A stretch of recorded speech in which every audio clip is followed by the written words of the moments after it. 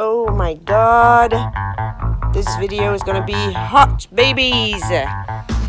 Okay, today, are you ready for a new lesson? Today I'm going to introduce present perfect continuous, and that's not an easy thing. Bonsoir tout le monde. Alors là, je vais vous dire tout de suite, on ne rigole plus parce que je vais essayer de vous faire passer la notion du Present Perfect Continuous. Comme vous l'aurez constaté, ce temps-là, avec l'exemple de notre ami Donald, il est constitué avec l'auxiliaire have, qui sera toujours suivi de been, B2EN, et ensuite du verbe que vous allez utiliser avec ing. Alors tout au long de la leçon, je vais essayer de vous faire la différence entre le Present Perfect Simple et le Present Perfect Continuous, que j'appellerai dorénavant PPS pour Simple, PPC pour Continuous. Gardez toujours en tête que pour l'un et pour l'autre, vous aurez toujours cette fameuse connexion avec le présent. Donc un exemple pour le PPS, ce sera I've done, et PPC, I've been doing. Alors gardez en mémoire qu'il y a certains verbes qui ne seront utilisés qu'au PPS. Alors les trois principaux pour moi, c'est to be, to have et to know.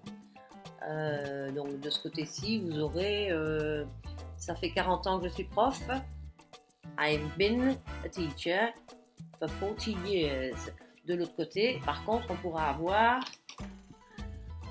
I've been teaching for 40 years. Donc ici, on aura to be. Là, on peut avoir le verbe to teach. Alors, j'ai cette voiture depuis 6 ans. Ça va donner I've had this car for 6 years. Mais j'ai des problèmes avec cet ordinateur depuis que je l'ai acheté. On peut avoir I've been having problems with this computer since I bought it. Ne pas oublier la différence entre for et since, dont j'ai déjà parlé avant. For et since, tous les deux, ça veut dire depuis en français.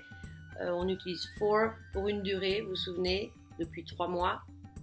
Et on utilise since quand c'est un moment bien précis sur la ligne, donc depuis décembre, since December. D'accord ? D'autres exemples, je le connais depuis 10 ans. I've known him for 10 years. Mais ici, ça fait 3 ans que je le vois en cachette.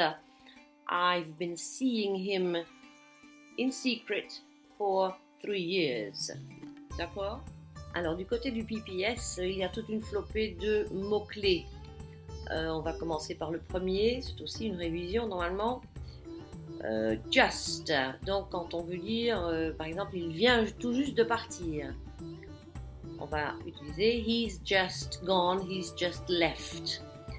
Je viens de manger, I've just had dinner. Ma mère vient de faire du thé, my mom's just made some tea. My mom has just made some tea. Always, toujours. J'ai toujours voulu aller à Bora Bora. I've always wanted to go to Bora Bora. Louis Hendrix a toujours adoré l'anglais. Louis Hendrix has always loved English. Rostislav a toujours été bon en anglais. Rostislav has always been good at English. D'accord. On passe à never, jamais. Osam n'a jamais fait attention à aucun de mes cours. Osam has never paid any attention to any of my classes. Je ne suis jamais allée en Jamaïque. I've never been to Jamaica. Je n'ai jamais été aussi seule de ma vie. I've never been so lonely in my whole life. Oui, on va passer à ever pour les questions, vous vous souvenez. Donc, pour celui-là, il faut que ce soit un truc qui sorte un peu de l'ordinaire. Donc, exemple, have you ever grabbed a lion by the tail? You haven't? I have. Okay. Have you ever met a famous person? D'accord? Not yet, pardon, not yet, ça veut dire pas encore. I haven't found the time to do it yet, j'ai pas encore trouvé le temps de le faire, mais je vais le faire. I haven't decided yet, j'ai pas encore décidé. I haven't eaten yet, j'ai pas encore mangé.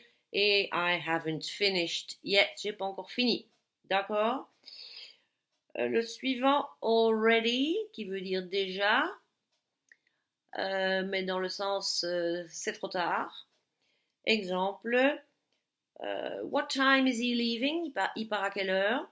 Et l'autre répond, oh, he's already gone. Il est déjà parti, c'est trop tard, tu l'as loupé. Un autre exemple, I'm interested in your car. Et l'autre répond, too late, I've already sold it. Donc ta voiture, je suis intéressé par ta voiture. Et l'autre répond, ah c'est trop tard, je l'ai déjà vendue. Alors attention, il y a deux déjà en anglais, donc celui dont je viens de parler, c'est trop tard.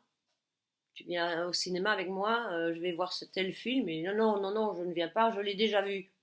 Donc, I've already seen it. Mais quand c'est dans une question, as-tu déjà mangé? Là, on va utiliser yet. Donc, ça va donner have you eaten yet? Tiens, la lettre que je t'ai donnée ce matin, tu l'as déjà postée? Have you posted it yet? D'accord? Et n'oubliez pas que y a énormément de phrases avec des superlatifs où on va utiliser le present perfect simple. Exemple, c'est la blague la plus stupide que j'ai entendue de ma vie. It's the stupidest joke I've ever heard. Oui, donc dans les superlatifs, je ne l'ai pas noté, vous aurez toujours I've ever, plus la troisième colonne. D'autres exemples. Vous êtes la classe la plus désespérante que j'ai jamais eue. You're the most hopeless class I've ever had. D'accord. Quelle est l'expérience, la pire des expériences ou la meilleure expérience que tu as eue dans ta vie? What's the worst or the best experience you've ever had? Ok. Le film le plus rasoir que j'ai vu. It's the most boring film I've ever seen.